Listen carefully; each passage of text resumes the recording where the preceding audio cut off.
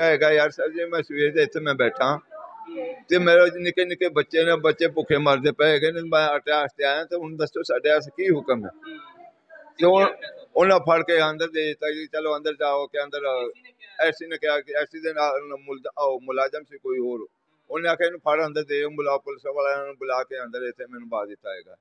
रहे हैं कि यहाँ पर जो कुछ साइलिन है जो आटा लेने के लिए यहाँ पर मौजूद हैं, जो म्यूनिसिपैलिटी इलाहाबाद ऑफिस में जो यहाँ पर पॉइंट बनाया गया है मुफ्त आटे के हसूल के लिए, तो यहाँ पर कुछ शहरी जो हैं वो, उनका ये कहना है कि यहाँ पर एसी आमर भट्ट जो है वो असिस्टेंट कमिश्नर चूनिया, उनसे उन्होंने सिर्फ ये सवाल किया है कि हमें जो है वो आटा फराहम किया जाए, और हम सुबह से यहाँ पर खड़े हुए हैं, बल्कि 3 दिन से हम यहाँ पे आ रहे हैं।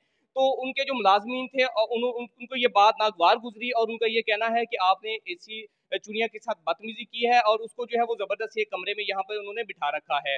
ये आप देख भी रहे हैं। आपका नाम क्या है? मोहम्मद हयात उर्फ कालू। अच्छा, आप कहाँ से आए हैं? नरमल के गांव से। आपको यहाँ पे क्यों बिठाया हुआ है?